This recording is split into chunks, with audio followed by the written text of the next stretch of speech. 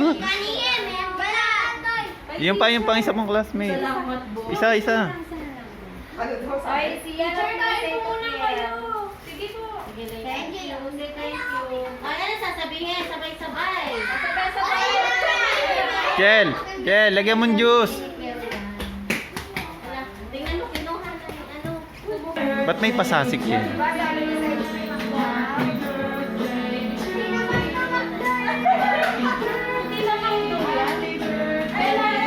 Karen, alis ka naman dyan. Huwag kang tumakbo, anak.